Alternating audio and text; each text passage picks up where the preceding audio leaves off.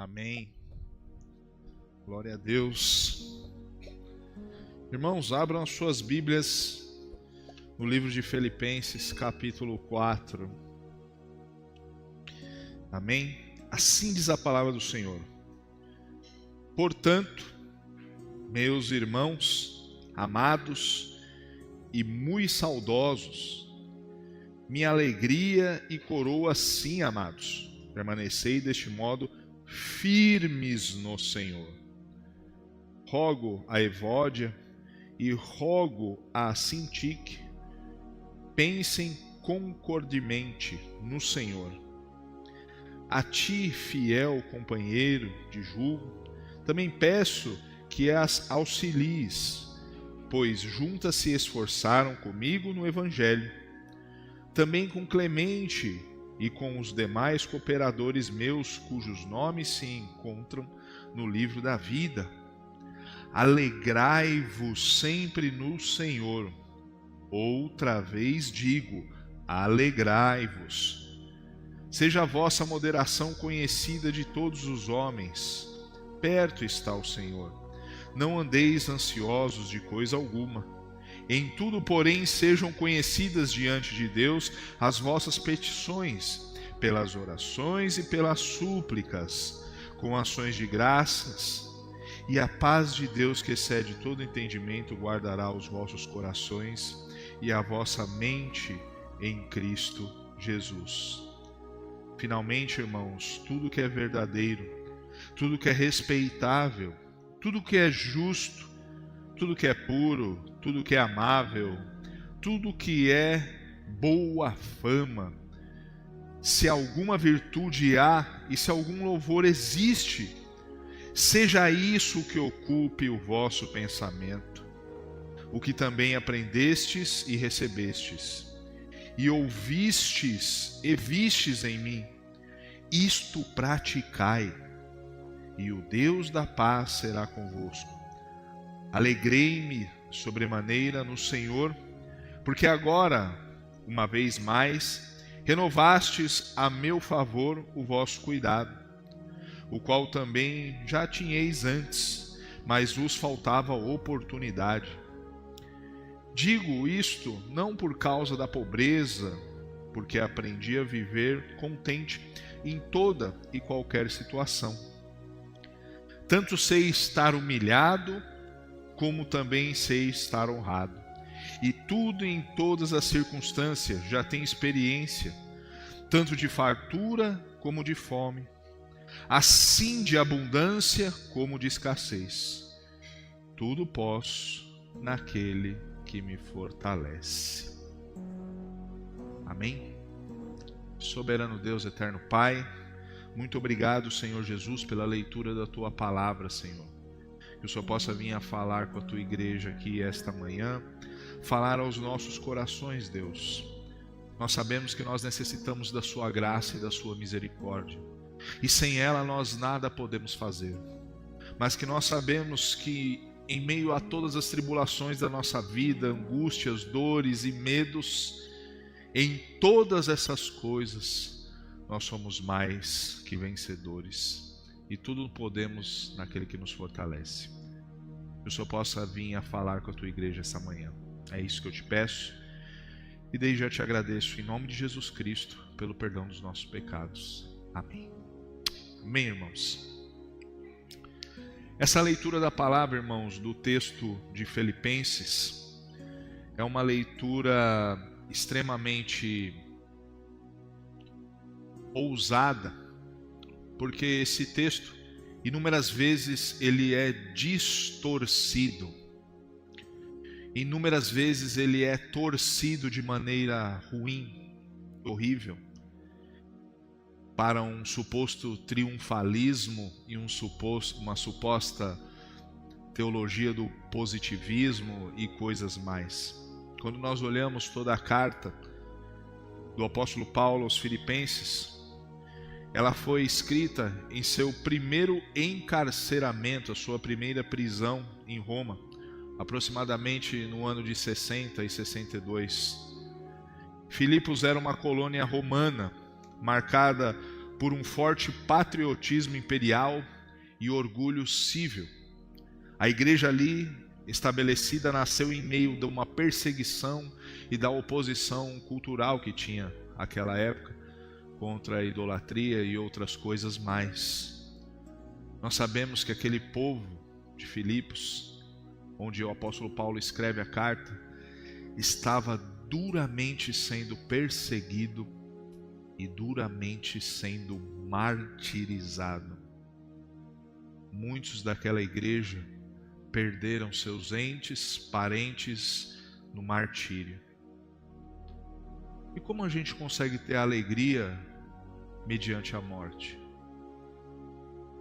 Como que a gente consegue ter uma perspectiva de vida mediante a uma perseguição ferrenha, uma perseguição acirrada? Como que o crente age devido a todas essas circunstâncias? Será que tudo que acontece abala o nosso eixo emocional? Ou realmente a nossa alegria vem de um Deus eterno e sublime que nos prometeu uma vida eterna? Como que o crente lidar com esses tipos de situação? E o que é mais engraçado e mais interessante, que às vezes as pessoas possam falar: nossa, mas como que o apóstolo Paulo pode estar falando em alegria no meio a tanta perseguição e morte? Porque essa alegria, irmãos, ela não é circunstancial. Essa alegria vem do Deus eterno, o único que pode suprir todas as nossas necessidades. Paulo escreve da prisão, mas paradoxalmente apresenta uma carta mais alegre do Novo Testamento.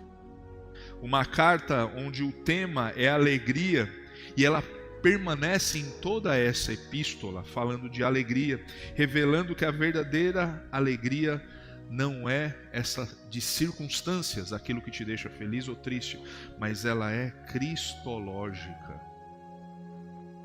Ela está baseada em Cristo Jesus.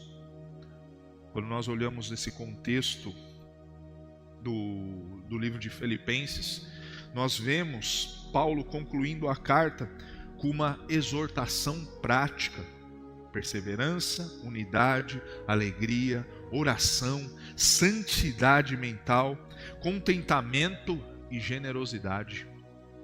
O capítulo sintetiza a espiritualidade toda de um verdadeiro crente, onde ele firma sua fé na soberania de Deus, na confiança na providência e na suficiência absoluta de Cristo em todas as áreas da nossa vida. Aonde está o seu contentamento?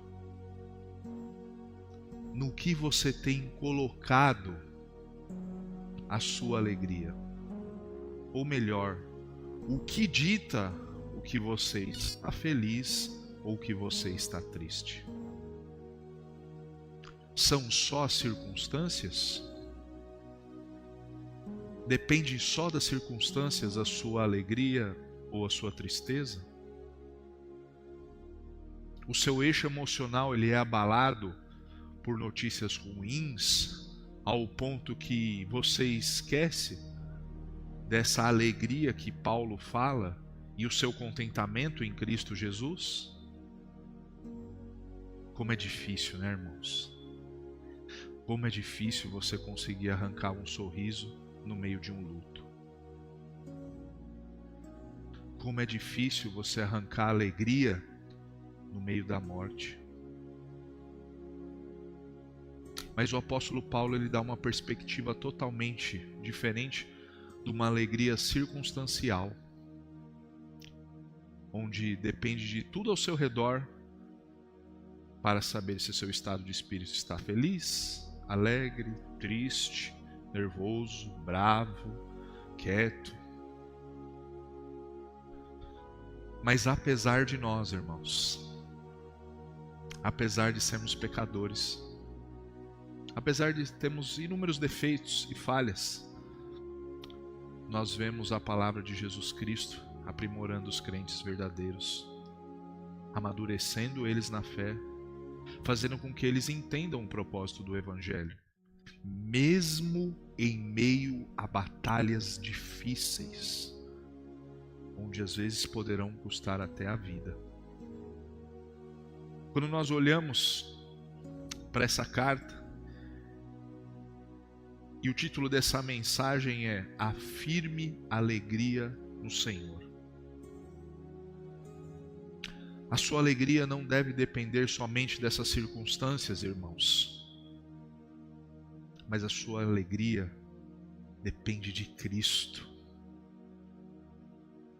da sua morte, da sua ressurreição e da sua promessa de vida eterna.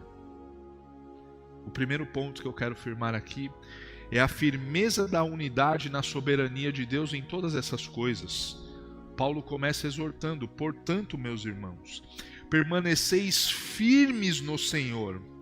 A firmeza cristã é o resultado da perseverança dos santos, daqueles que perseveram. E é uma doutrina central da nossa teologia reformada.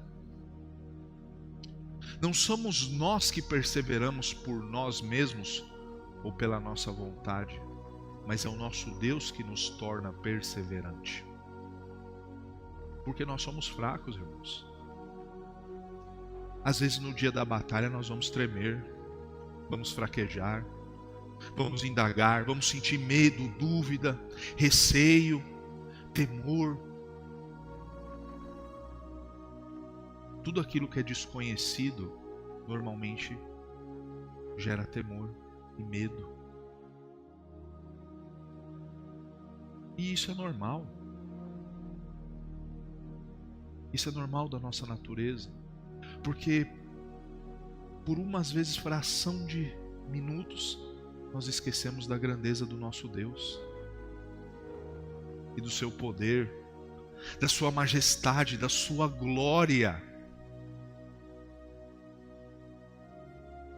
É Deus que te transforma firme. É Deus que te dá o fardo exato ao ponto que você aguente. É Ele. O João Calvino ele faz um comentário fantástico.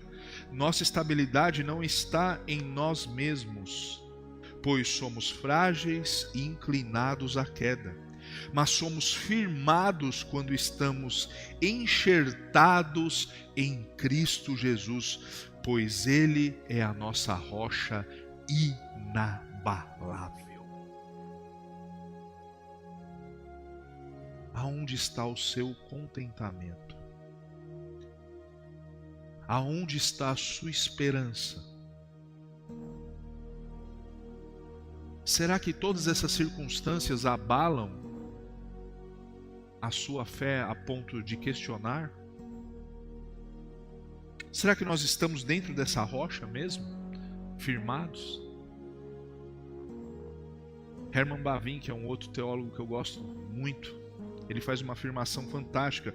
A perseverança não é um produto da vontade humana, mas da fidelidade pactual de Deus que sustenta os seus eleitos até o fim.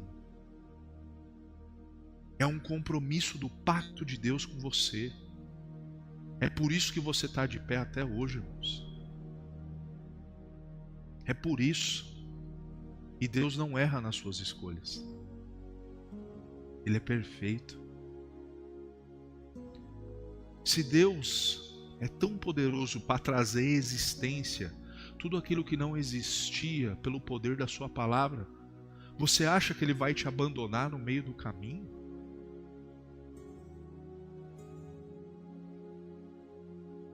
Você acha que Ele vai largar você no meio do campo de batalha?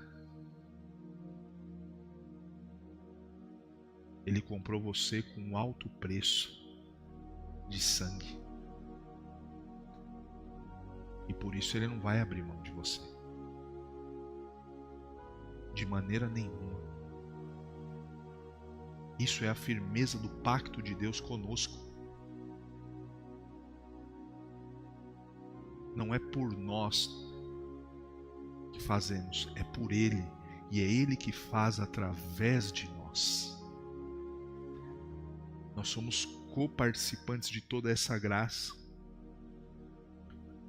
Quando nós olhamos aqui o conflito entre Evódia e Sintique, mostra que até os crentes maduros enfrentam tensões.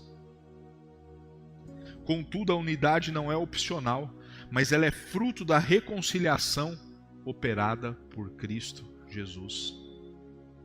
Você acha que crente maduro também às vezes não sai uma faísquinha, não dá uma irritada assim, ó? Às vezes sai uma faísca que às vezes tem que dar uma apagada rápido, senão pega fogo. Você acha que isso não acontece, gente? Você acha que o apóstolo Paulo ele escrevia as cartas porque estava tudo bem nas igrejas? Vou escrever uma carta aqui porque está uma maravilha lá a igreja. As epístolas que o apóstolo Paulo, e boa parte delas, era para exortar e consertar a igreja. E já estava com problema. Ontem os irmãos às vezes se engafinhando aí. Verdade. E ele sempre frisou uma coisa no corpo de Cristo: a unidade. E eu sempre falo aqui, irmãos, unidade não é uniformidade. Não é todo mundo pensar igual, vestir igual, fazer isso aí é seita. Entendeu? Em meio às diferenças que nós temos, nós conseguimos unidade porque é Cristo que nos une. E é por isso que nós somos alegres. Porque nossa alegria não depende do irmão que não cumprimentou a gente, ou que passou batido, ou que não falou. Nossa alegria depende de Cristo. Sem mimimi. Não é verdade? Nossa alegria depende somente dele. E é por isso que ele fala que a unidade não é opcional. Não é uma opção de nós estarmos unidos ou não. Porque nós já estamos em Cristo.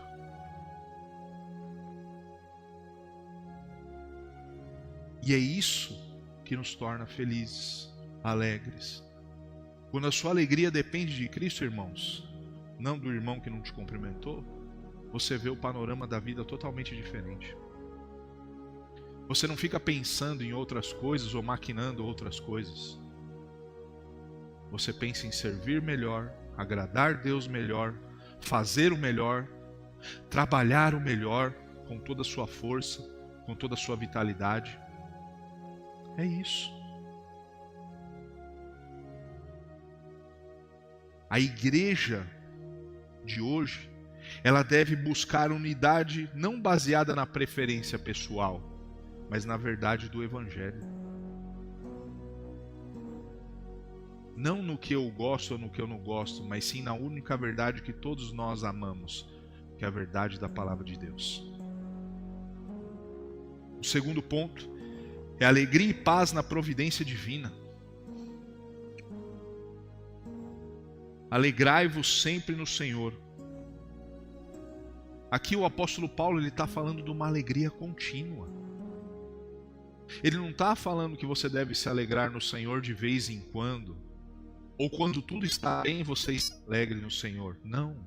Ele está falando de uma alegria contínua, porque o que abastece a sua alegria é Cristo e não as circunstâncias. E essa é a diferença. O que tem abastecido a sua alegria? É um carro novo, um celular novo, tratamento pessoal bom? É isso que tem abastecido a sua alegria? Então você está abastecendo no lugar errado. Sua alegria deve ser abastecida por Cristo Jesus. Isso não é uma alegria superficial, irmãos. Ele está falando de uma alegria de quem está unido espiritualmente com Cristo. É só assim, irmãos, que nós conseguimos paz no meio da tristeza, do choro, do luto, da dor, da angústia, do martírio.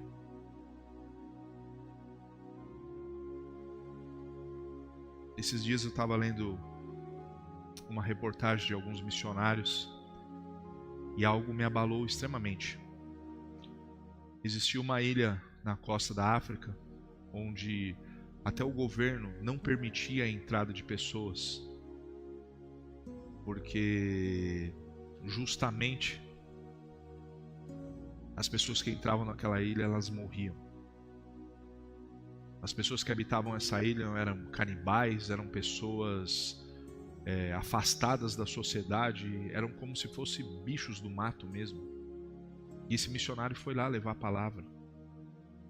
A primeira vez ele encontrou resistência bruta. Ele foi recebido com uma chuva de flechadas e quase morreu. Não contente e inconformado, ele pagou clandestinamente pescadores para levar ele de volta na ilha. E lá ele não voltou mais. E o governo não quis ir buscar o corpo dele porque já nem encontrado mais era.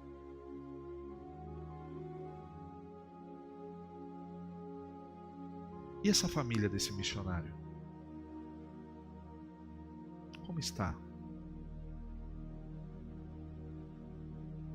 Alegrei-vos no Senhor. Repito, alegrei-vos no Senhor. A família ficou triste, mas ficou conformada porque ele cumpriu a missão da vida dele. Ele morreu pregando o Evangelho. E no meio de toda essa tristeza do luto, a alegria de uma missão cumprida em Cristo Jesus. Ele morreu pelo propósito da palavra. Charles Spurgeon ele descreve que a paz de Deus é aquela serenidade que procede da certeza de que Deus governa todas as coisas segundo o seu propósito eterno. Ou seja, nada foge do controle. E se às vezes você passa por essa provação que parece que é interminável, saiba que Deus não esqueceu de você. E saiba que tudo está debaixo de um plano que às vezes nós não entendemos, mas que nós aceitamos, porque muitas vezes nós saímos dessas batalhas muito mais fortes do que nós entramos. Muito mais revestidos do poder dele, muito mais confiantes, muito mais claros na fé, muito mais perseverantes, depois de inúmeras lutas e batalhas.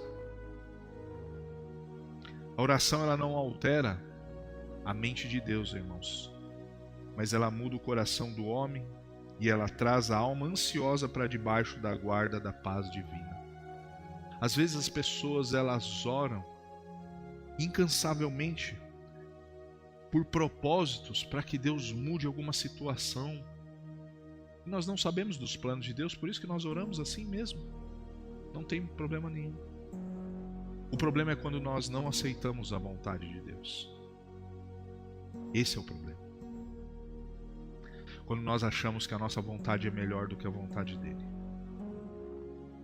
E isso é perigoso. Isso mostra o quanto nós somos pecadores, rebeldes, e quanto nós somos insubmissos à sua eterna e soberana vontade, debaixo dos seus decretos. É complexo isso, principalmente quando se fala em dor e choro.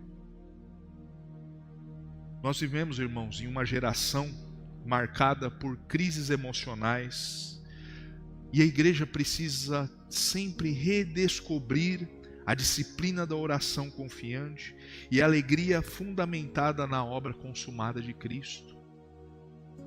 Irmãos, às vezes nós vemos a igreja doente emocionalmente, ansiosa demais, querendo coisas e querendo manipular como se qualquer decisão dela agora eu consigo mudar isso, mudar aquilo, como se a pessoa tivesse as mãos e controles do seu futuro. E por isso, quando nós vivemos ansiosamente, nós queremos dar um passo à frente de Deus. Nós queremos viver o amanhã no agora. E isso acaba conosco, isso nos consome. A nossa concentração de energia já não está mais na obra consumada de Cristo, mas no que nós podemos fazer e resolver. E quando isso não acontece, frustração, tristeza, choro. Nós desaprendemos a descansar no Senhor. A igreja desaprendeu a descansar no Senhor. A parar de confiar. A esquecer que existe um Pai Celeste que cuida dos seus filhos, mesmo em meio à dor. A igreja precisa voltar a aprender, voltar a ser confiante nos seus planos, voltar a crer que mesmo em meio a dificuldades há esperança e alegria. Um terceiro ponto é o contentamento, suficiência de Cristo. Quando nós se tornamos crentes maduros, irmãos, nós percebemos que a obra da cruz, ela é tão grande, mas tão grande, que ela é capaz de reparar todas as brechas, fissuras e frustrações do nosso coração.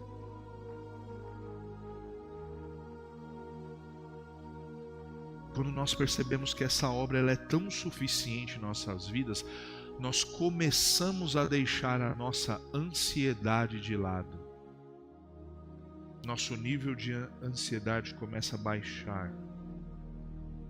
Nós aprendemos a confiar mais, a se entregar mais, a nos rendermos mais à sua vontade. E automaticamente nós vamos viver mais e mais alegres na sua presença. Porque aí o seu contentamento não está debaixo de algumas circunstâncias, ou porque o seu salário é baixo, ou porque o seu chefe brigou, ou porque você brigou com sua mulher, ou porque você brigou com seu pai, com sua mãe. Não. O seu contentamento está na obra eterna dele, na obra da cruz e no sangue derramado. Paulo declara ter aprendido o contentamento. E aqui existe uma palavra grega que se chama autokirs, que indica suficiência interior. Não é uma autossuficiência estoica que vem de fora, onde os estoicos acreditavam que absorvendo conhecimento também eles se tornariam autossuficientes, mas é uma suficiência que ela é derivada do próprio Cristo Jesus. Essa suficiência, a fonte é Cristo. Paulo não atribui força a si mesmo, mas ele confessa que tudo ele pode por meio daquele que continuamente o fortalece. Tudo eu posso naquele que me fortalece. Ou seja, ele não pode por sua vontade própria e pelas suas próprias forças, mas porque existe um Deus soberano que o fortalece e o leva para a missão. Você percebe aonde está a alegria do apóstolo Paulo aqui? E aonde ele fala para nós nos contentarmos, meio a perseguições ferrenhas. Irmãos, aquela igreja de Filipenses, muitos estavam ali, já tinham perdido os pais, maridos, esposas, para o martírio. O apóstolo Paulo está falando para uma igreja que está praticamente enlutada, onde muitos morreram no meio da perseguição. E ele está falando dessa alegria. Mas como ele pode falar com tanta propriedade assim de alegria no meio disso? Porque ele não está falando de uma alegria superficial, de um contentamento pela circunstância. Ele está falando de uma alegria que vem do próprio Deus. Alegria que pode encher o seu coração a fazer coisas maiores para a sua obra. Esse é o diferencial, irmãos, de uma pessoa que tem a sua alegria alicerçada nas circunstâncias e a sua alegria alicerçada no próprio Cristo. Essa é a grande diferença. Russell Sproul, ele escreve: se Deus é soberano, então nenhuma circunstância é acidental. Cada provação é instrumento de santificação nas mãos do próprio Senhor. Está difícil, irmãos? Deus está te santificando. Deus está te purificando, te santificando mais, para você estar cada vez mais perto dele.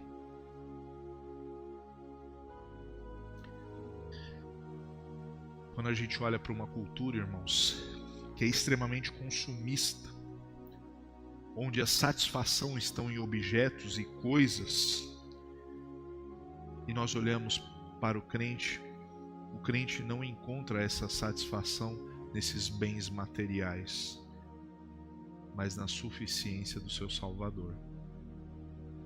E essa é a grande diferença. Nós podemos ver que Jesus Cristo, Ele consegue tampar todas as nossas falhas, fissuras do coração, tristezas, frustrações, a partir do momento que a gente se entrega e fala assim: eu me rendo à sua vontade. A gente aprende a ser contente tanto nas grandes coisas quanto nas pequenas coisas. Se os crentes aprendessem realmente a guardar a sua confiança em Cristo, esses níveis de frustração diminuiriam muito na igreja. Se as pessoas realmente buscassem um contentamento em Cristo Jesus, esses níveis de frustração diminuiriam muito. Esses níveis de depressão, de ansiedade, de estresse diminuiriam muito. Às vezes a gente vê um crente triste porque perdeu um carro, perdeu uma ação na justiça, perdeu isso, perdeu aquilo, e entra em depressão. Aonde está o seu contentamento? Está nas circunstâncias, não em Cristo. Mas quando nós aprendemos a ser contentes em Cristo Jesus e a viver como o apóstolo Paulo fala: tudo eu posso naquele que me fortalece. As pessoas usam esse versículo como um alvo de triunfalismo. Então você pode fazer qualquer coisa, tal, tudo. Não. Essa teoria acaba quando você começa a ler os versículos anteriores. Quando ele fala que ele passou fome, que ele passou escassez, que ele passou um monte de coisa, dificuldades, onde ele fala que ele foi humilhado, passou por muita humilhação. Tanto sei estar humilhado, como também sei estar honrado. Aí o triunfalismo termina quando você começa a ler a Bíblia. Não é verdade? Então, irmãos, quando nós olhamos isso, principalmente para essa cultura do consumismo, nós vemos que nosso contentamento tem que estar em Cristo Jesus. A Bíblia não fala que todas as coisas cooperam para Deus e foram chamadas segundo o seu propósito? Coopera para quem? Daqueles que amam a Deus. Cristo, irmãos, é o cumprimento pleno de Filipenses 4. Ele é a nossa firmeza, foi Ele que venceu o mundo, Ele é a nossa paz, Ele é a nossa suficiência, Ele é a nossa graça e a graça que nos basta. É na cruz que nós vemos essa soberania divina e a responsabilidade humana convergindo na redenção, na ressurreição. Vemos a garantia da nossa perseverança e esperança final. Não quando nós se olhamos no espelho de manhã, mas quando nós olhamos para o céu. porque a nossa perseverança ela vem de lá de cima, não daqui de baixo. Filipenses 4, irmãos, nos ensina que a vida cristã madura é marcada por estabilidade espiritual, alegria constante e contentamento no santo do Senhor. Eu sei que as notícias às vezes tristes vêm nos abalar. E realmente, às vezes é um choque quando você recebe uma notícia ruim. Mas isso não pode deixar com que você se prostre e fique de joelhos. Seu contentamento não está nessa notícia. Seu contentamento está no Redentor que vive e vive para todo sempre.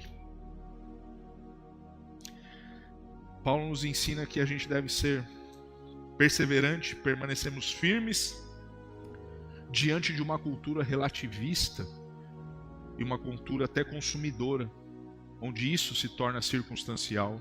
Nós devemos cultivar a alegria mesmo em meio às tribulações, irmãos.